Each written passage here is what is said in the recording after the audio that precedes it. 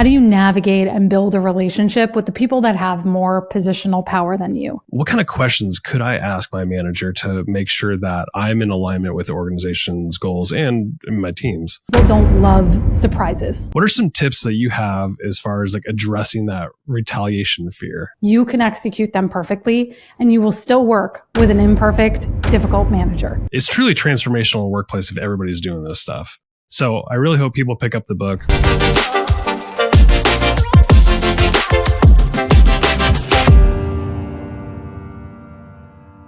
Melody, it is such a pleasure to have you on the show. Thanks for coming on. So excited to be here. Thank you. So you're out with a new book. We're recording this on the 13th of March. Your book was out on the 4th. It's doing so well. 5-star review on Amazon, tons of reviews. It's called Managing Up, How to Get What You Need from the People in Charge.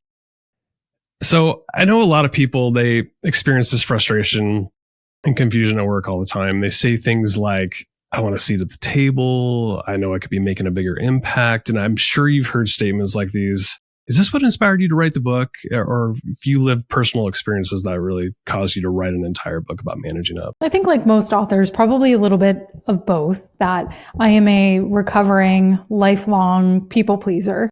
And so I've had my own challenges of dealing with people in authority and feeling like I didn't know how to push back or give feedback or have those hard conversations until I burned myself out. And so I've always been fascinated with power dynamics in the workplace and assertive communication. And I tend to work with people that are like me, that are deep thinkers and feelers who also struggle with overthinking their interactions, especially with the people above them. Like, why did that person use a period instead of an exclamation point this time? And I think so much of this has really come to a head in the last 5 years or so, where we all in our work and our careers feel just jerked around at the whim of all of the changes, the personalities, the people that are happening around us. And there were a few key stats I ran across that really made me feel like this book needs to exist. And the first of those is that since 2020, the number of people who don't feel like they're in control of their career, their relationships at work, that number has doubled in that time frame. And then the second stat is that our managers have more effect on our mental health than our doctors, our therapists, and almost as much as our spouse. And so we spend 70-80% of our lives at work, yet we're just sort of dropped into the workplace. Yes, we're taught you need to be technically strong and be a good project manager, and here's how you run meetings, but no one ever teaches us how to navigate the human dynamics and those invisible, unspoken power dynamics. Is there a special definition that you use for managing up, or is it just how it's defined, like how most people probably think about it? It's being able to have that conversation with your boss and giving them feedback and managing them. Well, yeah, so we're on the same page. I define managing up as how do you navigate and build a relationship with the people that have more positional power than you? Primarily, that's going to be your boss. But I think we've had a very narrow definition of managing up, and it's time for an upgrade and a rebrand in many respects, because managing up, especially if you're maybe from a bit older generation, certainly I remember in the 90s, if you said managing up, you thought of someone who was like running around juggling their boss's coffee order and laughing at their terrible jokes. Right. And that is, number one, that's not what managing up is. That is actually sucking up. But we're talking about managing up here, which does require you to have hard conversations, speak truth to power. And the fact is today that you have to manage up beyond your boss. There are more stakeholders than just your direct supervisor who have say and influence on your projects, on your bonuses, your performance review.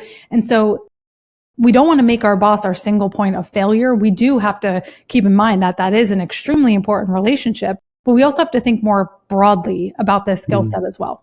This book could apply to any level, right? So even the lowest level employee to C-level who might report to a board, right? Like somebody who they're reporting to. It could be any level. You nailed it. Yes, exactly. Right. The C-suite still has to manage up to the board. Even if we're someone who is an individual contributor, for example, yes, you may have a direct manager, But you may also have customers that you report to, or different stakeholders throughout the organization that have more power than you in one way or another.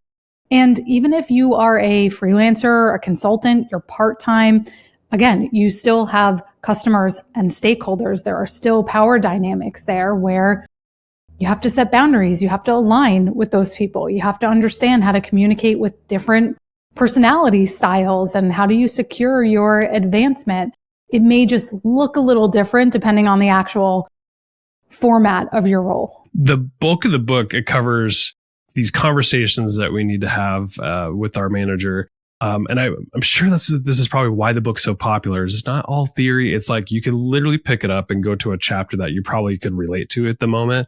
And you cover, I think it's 10 different ones. I'm not going to cover all of them. I do want to go deep into a few of them. And then I want people to go get the book and cover the rest, because there are some tangible tools and scripts that people can use, which is why, again, I think it's so popular, because it's a very useful tool. So I want to get into the alignment conversation. I think this is a big one. You share a compelling story about your own experience about being laid off. Bummer situation. It sounds like it all worked out. You realize later that you really hadn't had that alignment conversation. So maybe explain what that alignment conversation was that you should have had and why it's foundational to career success. Yeah. Alignment is one of those corporate buzzwords that sometimes I even cringe at, but it is so foundational, right? Because we need to make sure we're rowing in the same direction as the people around us. Because what can happen, and this is exactly what happened in my case, is that I was working on something that I thought had importance, that my manager seemed to think was important, but it was not aligned with what was important to the rest of the organization. And so when time came to lean out and streamline, my role was cut because I was working on something that was considered, tertiary to the main product. And that made sense. And the problem is I should have seen that coming. And I think deep down I did. And I just didn't have the courage to have this conversation with my manager to push her a bit on what are some of those unspoken priorities? What is keeping you up at night? What are the metrics you are discussing with your own boss or your own leadership? And that's what the alignment conversation is about. Am I working on the right things that are important to not only my manager, but also the organization as a whole? So I always say so much of successful managing up comes from looking for those triple wins. What is something that lies at the intersection of this will be valuable for me, offer me an opportunity, or be interesting or satisfying to me, but also my manager and the organization? Most of the ideal ideas, proposals, projects you want to pursue lie at that intersection of that triple win. If my manager is not great about starting these alignment conversations, I mean, that's probably why you wrote this book too, is to give people tools to have these conversations, especially when their manager is lacking. What kind of questions could I ask my manager to make sure that I'm in alignment with the organization's goals and my team's? Yeah. I think my favorite one is the one I mentioned a moment ago around what are the metrics you are discussing with your own management, because that helps you understand what is your boss going to be measured on. And it may also help them articulate things that may not naturally show up on the roadmap, for example. So that's one. I also like to ask, what does good performance look like in this role? And then you pause and then you ask, okay, great. Thank you. That's really helpful. Now, what does great performance look like? And that's important. That sort of pause is important because it helps someone, yes, here's the baseline. Here's what good would look like, but then they're forced to think about the next level of what that would look like. So I like that. And even the future pacing of if you look out 3 or 6 months, what would you love to be celebrating at that point? And if you have a manager who really does have a tough time articulating these sorts of things, because some people are just not good at generating vision or thinking about the future, they may be so focused on the present. Sometimes it helps to offer binaries. So would you say if we were going to focus on one thing, would it be more of this or more of that? And for many managers who are already spread really thin, who are scattered, if If you present them with an open-ended question, they may not be able to generate a very focused response. But if you can present them with options in that way, it's much easier for them to say, oh, it's actually more like A, not B. Or for them to say, no, it's not A or B, it's actually Z. And it draws that comparison that actually makes it easier for them to articulate what they actually do want. You suggested scheduling a skip a level meeting, and this is with like a boss's boss. So like I would go over my boss's head, hopefully with their permission, and talk to my boss. But I imagine as people are hearing me say that out loud, that this approach might rub certain bosses the wrong way. So what's the approach that most people can take to make sure that their boss is included in this process so it's a meaningful experience for everybody? Yes, and a skip level certainly doesn't have to be the first strategy you use. You do need to, and I talk about this in the book, how you have to have organizational awareness. And sometimes skip levels are built into the culture. This is very common in tech companies or more progressive companies where it's expected that you're having skip levels versus a more traditional hierarchical organization. It's going to be, you have to be a bit more sensitive and make sure you have that social capital built up with your manager first. There's a few ways you can approach this. And in the book, I have templates and scripts you can use. But one of them is to explain you don't want your manager to feel like you're doing an end run around them. Right. And so you may approach your boss and say, it's been really helpful understanding from you more about the 10,000 foot mission that we're going after or the vision. What would give me even extra context to make sure that I can make us as successful as possible would be asking your boss some questions like this, and this, and be specific about what you want to ask them so your boss knows you're not trying to go around them.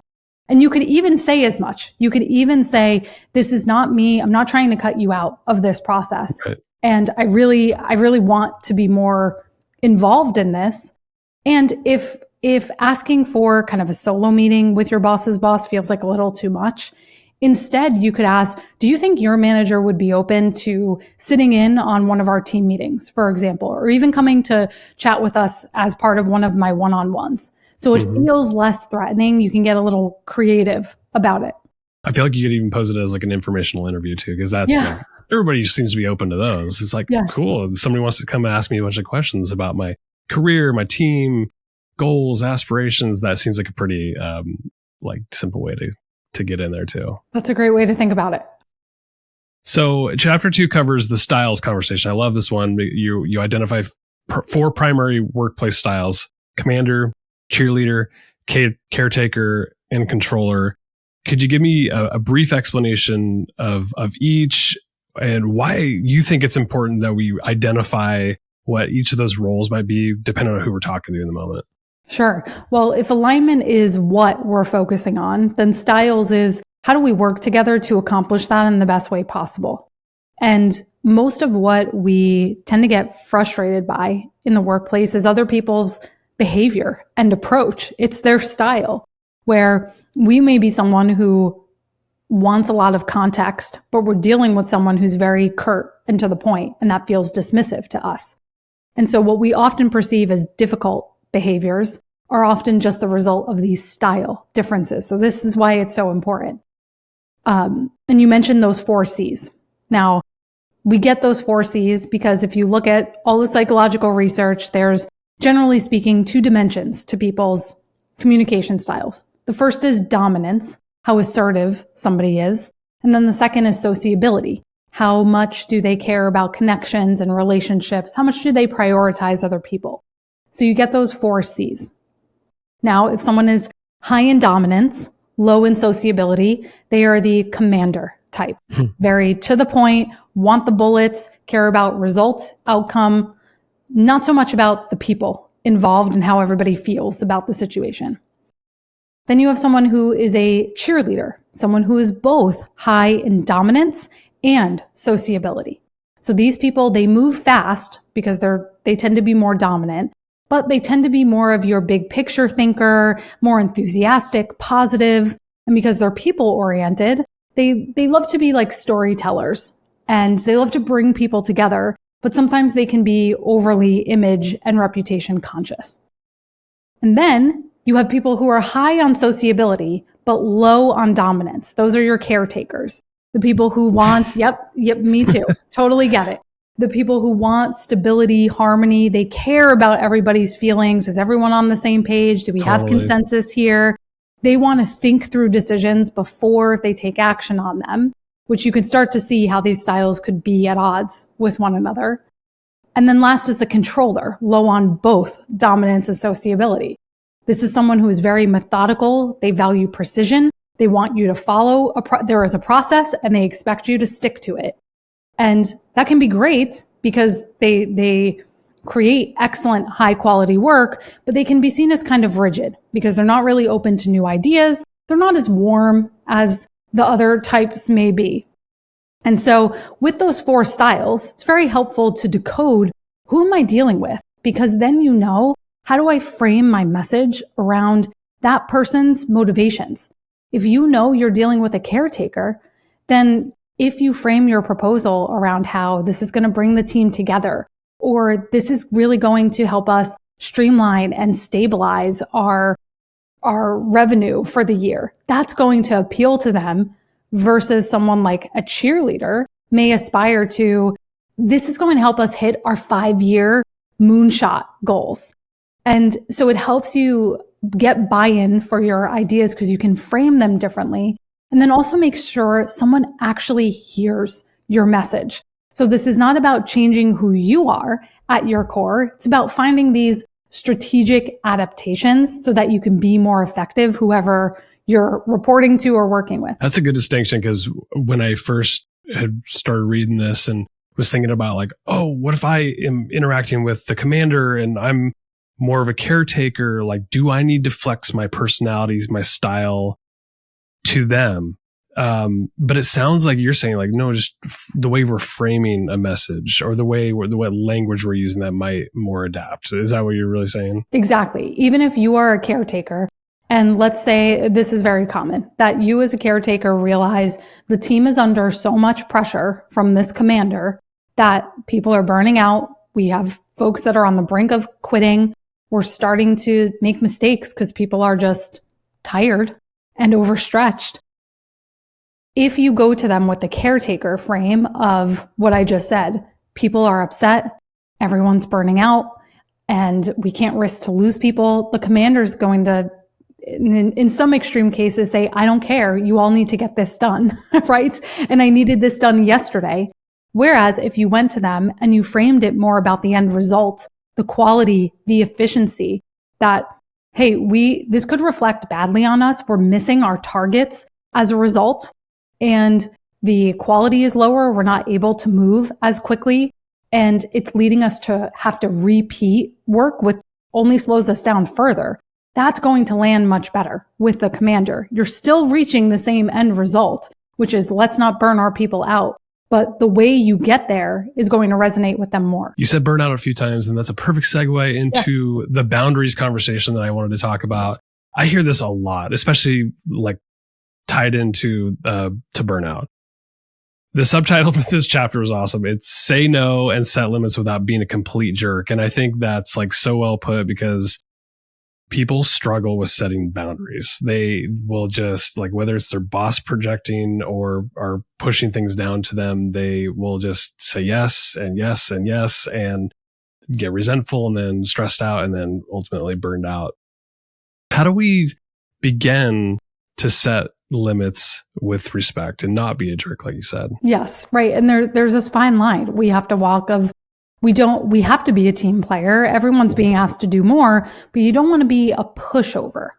And this comes back to a really key concept in this chapter, which is gauging your pushback power. Because unless you are basically the CEO or someone in the C-suite where you have a lot of leverage, you have a lot of high tenure, you have a very specialized skill set, it's going to be hard for them to lose you. So you have a lot of sway to say no assertively and directly. Most of us have medium to lower pushback power, right? We may have been in an organization for a medium amount of time, We may have a fairly good relationship with our boss. Maybe it's not super positive.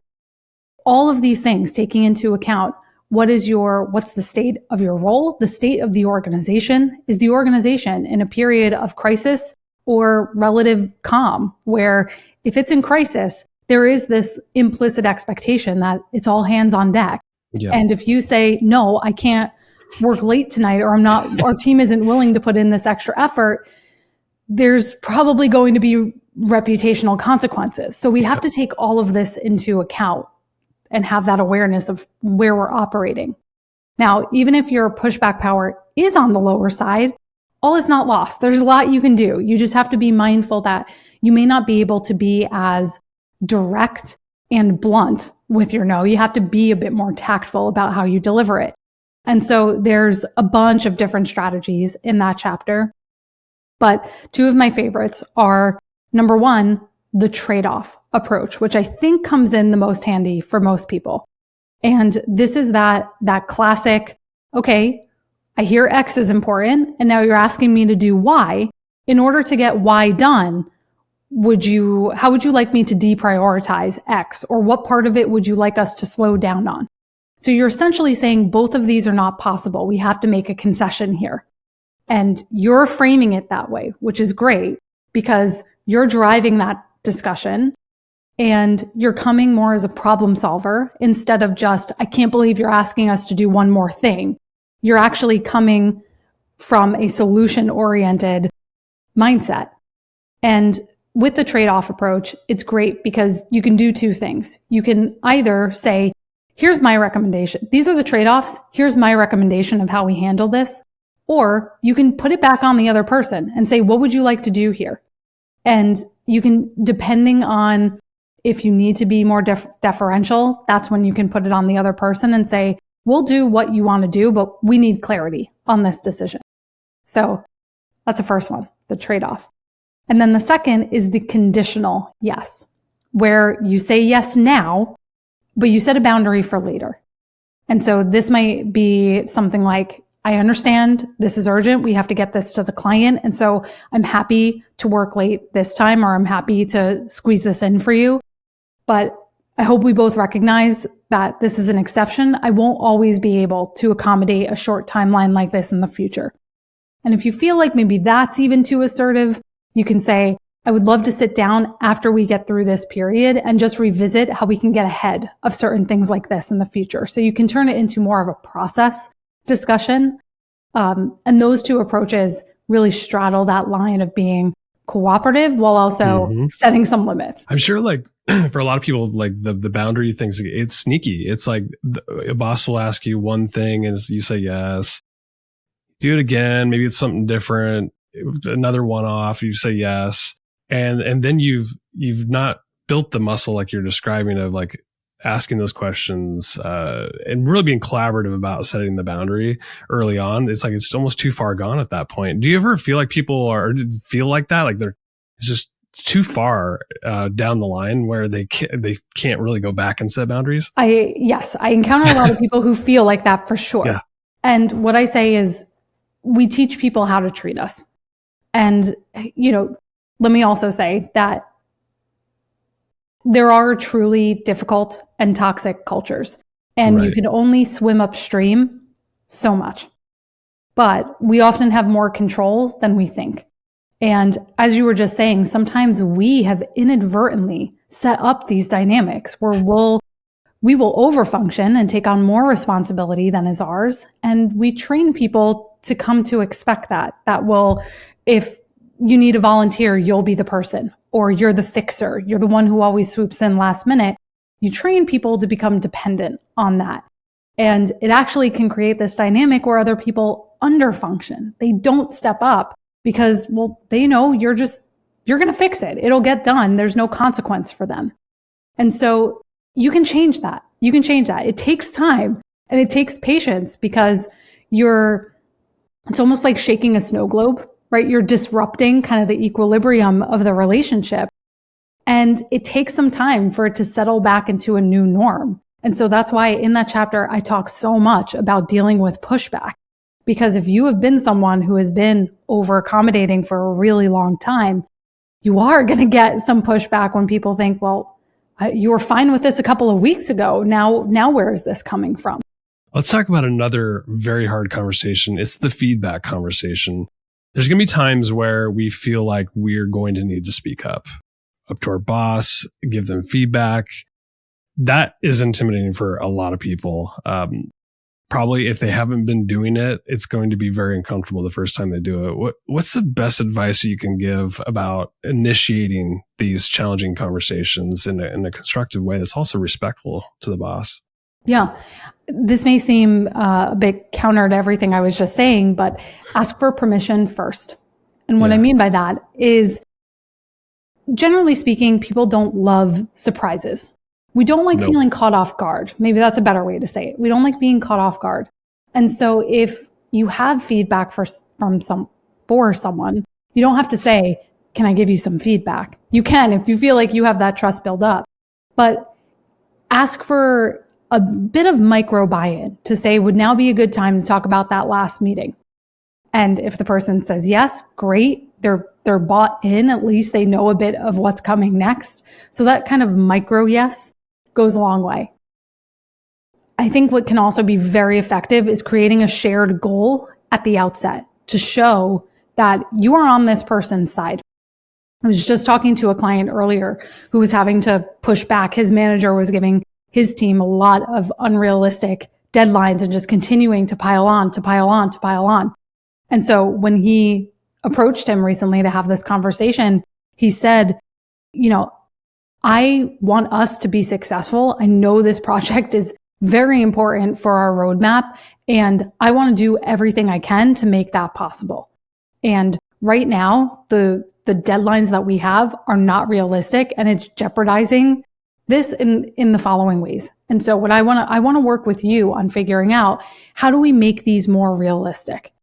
And so he was giving feedback basically on his manager's style, but what he did was create a shared goal and explain that, hey, we're both on the same side here. So it didn't feel like him against his manager or him criticizing his manager's character or leadership style. It was more about that specific behavior. And then also him coming to the table with, here's a change I would like to see, or a request that I have.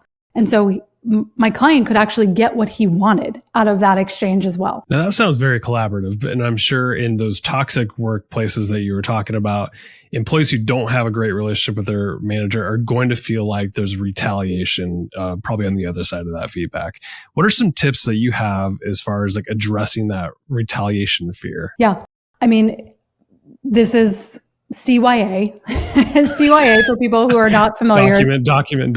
Yes, is cover your you-know-what. Yes, exactly. And there are subtle ways you can do this, right? You can say, make sure in emails you're following up, like, to make sure that I've summarized everything from our meeting correctly. Here's what I was taking away from that. So you have that captured, and you have that follow-up. I think this is also where that idea of not making your boss your single point of failure becomes really important, because you can do, and I'm very honest about this in the book, you could do everything, you could do every single one of these strategies, you can execute them perfectly, and you will still work with an imperfect, difficult manager. And when that happens, you need to make sure you have other advocates. And this is very true when someone is retaliating against you because of feedback you've given them. You need to make sure that there are other allies, there are other audiences you can bring something to say, I think it would actually be helpful to get a broader perspective on this. So I'm going to go ahead and bring this up in the all hands or in the team meeting this week, so that you have other witnesses, so to speak. I'm going to cover one more and I'll let you go. The quitting conversation. There's a quote that I want to read that I think sets this up. Quote says, "Who cares about managing up at this point? The reality is that most quitting conversations are less of a goodbye and more of a see you later. More than 70% of professionals have landed a job at some point in their careers through their network, which often includes former leaders and colleagues." End quote.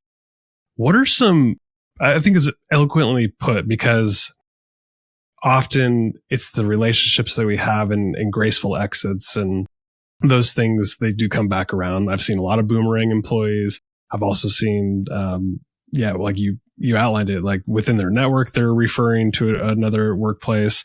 So what are some appropriate and graceful ways to exit without burning those bridges? I think some of this comes before you even deliver the news. You do need to be prepared for any sort of reaction that you get. And you know this, having worked in HR for so long, that you need to be prepared that your boss may say, you know what, thanks for the 2 weeks notice, but no thanks. We're going to ask you to leave today. You have to be ready for that. And so you need to do your own due diligence of making sure that in terms of your own visibility, you have documented any metrics or you've updated your resume, your LinkedIn, while you still have access to presentations and materials. Of course, don't steal anything that is not yours.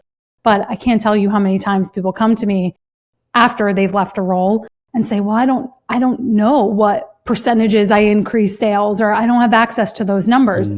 So do yourself a favor and do that before you deliver the news. And then the other thing you also want to think about is, what is my transition plan? Because that makes the quitting conversation so much easier, so much more forward looking when you can deliver the news. And by the way, when you do that, it is not the time to have the feedback conversation. You may be leaving because of your boss or because of leadership and the culture, but now is not the time to talk about that. Now is the time to say, I've had a great experience here. Maybe you haven't. If you haven't, you can say, I've learned a lot during my time here. And because we all learn a lot, even from working with difficult people. But I've learned a lot during my time here, and effective this date, I'm going to be moving on. And I'd like to talk with you about the transition plan and how I leave the team in the best hands possible. So it automatically makes the conversation so much more forward-looking and solution-focused, rather than, wait, you're leaving us now high and dry? And even if that does happen, if they keep trying to pull it back and kind of guilt trip you, you still have to keep bringing it back to, yes, I've learned a lot from this role. I'm ready for my next challenge. You want to keep it focused on your growth, your development, your next steps, instead of bringing up your grievances, because it just doesn't go well. Yeah. The book is awesome, Melody. When I got to the end of it, I was thinking to myself, I'm like, this is like, even though there's helpful tools and scripts that are meant for an employee to manage up, this is really meant to be collaborative. And those little micro conversations that we're having with our employers or colleagues, it's truly transformational in the workplace if everybody's doing this stuff. So I really hope people pick up the book. What do you hope people get out of it? Like, whether it's to go right to your favorite conversation, whether it's like what you hope the outcomes are in the end. I'm just curious what you hope to see out of this. Yeah. I hope that people feel a greater sense of confidence and control. That yes, this is a book about managing up, which can feel kind of stale, I think sometimes, or kind of old school. But this is I believe, the most important skill you can have, especially as you advance in your career, and influence, persuasion, getting buy-in, navigating the relational dynamics becomes more important than your technical skills. And as we see AI taking over, right, it's never going to replace the ability to read the room and understand the subtleties and adjust to that. And so this is going to help you future-proof your career. It's going to help you just feel a sense of just self-assuredness every day that you're more in the driver's seat of your career and your path. You're not at the whim of everything happening around you. One thing I want to say, because you just mentioned AI, something I've done before, and now that I've read your book and had this conversation with you, I'm like, you have so many cool scripts in there and questions. You could use like ChatGPT's voice mode and role play some of these things, because these things require muscle building. Practice. And if you don't have somebody close to you that you can practice with to role play before that managing up conversation, AI is a great tool. I don't know if you've ever used some of that with this, but it's a great tool. I'm thinking about building a Melbot GPT of me, because it's so true, right? Sometimes you just need a running start because you're you get like blank page or blank conversation syndrome. And just having some starter words or phrases, it goes such a long way to just helping you feel like, okay, I know what to say, and then I can gather the courage to actually do it. Yeah. Melody, your book is called Managing Up, How to Get What You Need from the People in Charge. Where can people connect with you, or where do you prefer they buy the book at? Yeah, you can find more information about my work and the book at managingup.com. Pretty simple. And if you sign up there, if you purchase the book from one of the sites there and you enter your information, I'll send over access. We have a bonus vault of all different scripts and templates from the book, so you can get access to that. And then I'm also active on LinkedIn, so I'd love to connect with people and hear what you take away from the episode. My guest today has been Melody Wilding. Melody, thanks for coming on the show. I appreciate you. Thank you.